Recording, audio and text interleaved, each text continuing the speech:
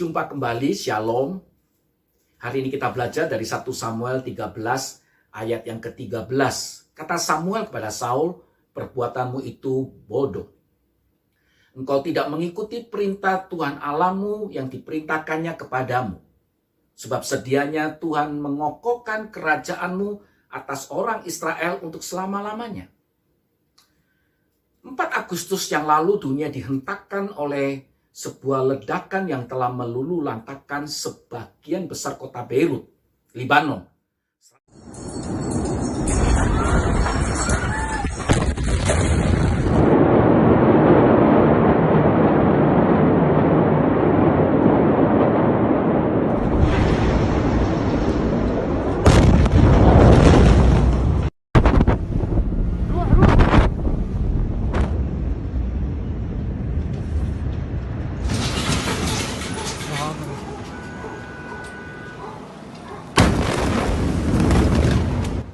...168 orang meninggal, 7.000 orang dirawat.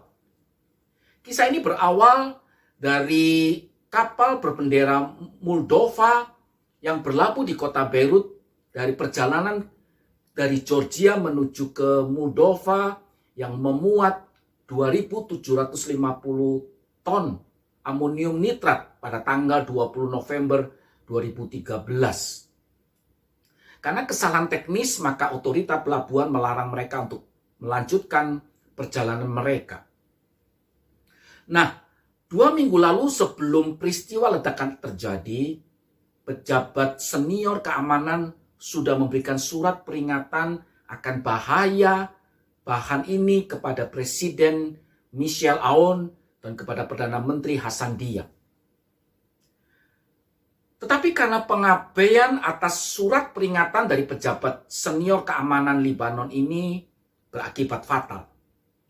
Akhirnya mereka saling melempar tanggung jawab.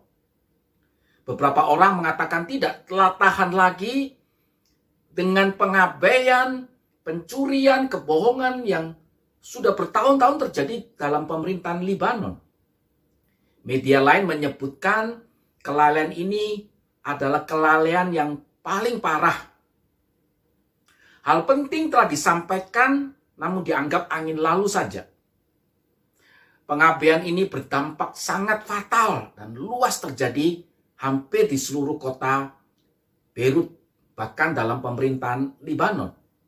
Sehingga sejumlah duta besar dan menteri mengundurkan diri. Pun Perdana Menteri Hassan Diab turut mengundurkan diri. Kesalahan kecil berakibat fatal. Hal itu juga terjadi pada Saul. Saul sebenarnya bukan siapa-siapa.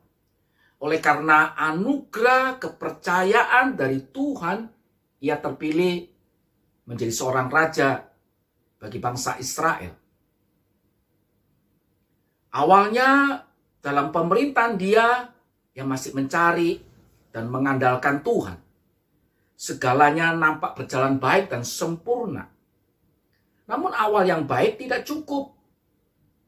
Ia telah menjadi bodoh, dikatakan oleh Samuel, karena ketidaksabarannya menunggu Samuel mempersembahkan korban. Dalam ayat 9 dikatakan, sebab Saul berkata, bawalah kepadaku korban bakaran dan korban selamatan itu. Lalu ia mempersembahkan korban bakaran yang seharusnya bukan wewenang dia, tapi wewenang Samuel. Selain itu, ketidaktaatan dan ketidaksetiaan dan hati yang tidak mau dengar-dengaran atas teguran Tuhan melalui Samuel menjadi sebuah kesalahan yang terjadi pada Saul.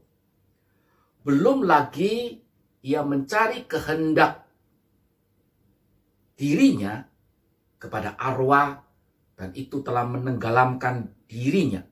Ia bukannya mencari kehendak Tuhan, tetapi ia mencari kehendak dari Allah lain.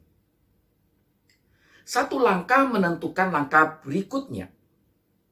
Sekali melangkah salah, tak jarang akan memimpin kepada kesalahan berikutnya. Dan itu yang terjadi pada Saul.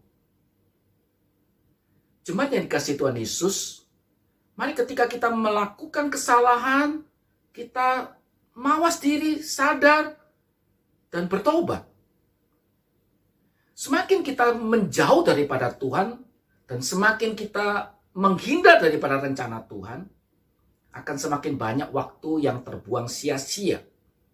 Bukan hanya waktu yang terbuang sia-sia, hidup pun menjadi sia-sia. Karena kesalahan kecil dan terulang tidak hanya mengakibatkan kegagalan daripada Saul dalam menggenapi rencana Tuhan atas dirinya, tetapi juga menghancurkan seluruh masa depan dia. Seorang yang mengawali kehidupannya dengan baik tidak menjamin akhir hidup dia baik jikalau ia tidak bersandar dan berjalan senantiasa bersama dengan Tuhan. Daud juga pernah melakukan kesalahan. Tetapi ketika Nabi Nathan menegur dia langsung sadar, mohon ampun, dan berubah dalam hidup dia. Namun itu tidak terjadi pada Saul. Ketika Samuel menegur, ia beralasan ini dan itu, dan menyalahkan orang lain. Sehingga tongkat kerajaan diambil dari dirinya dan keturunannya. Marilah kita setia dalam perkara-perkara yang kecil, supaya Tuhan memberikan perkara-perkara yang besar dalam hidup kita. Tuhan Yesus memberkati seluruh perjalanan hidup kita. Amin.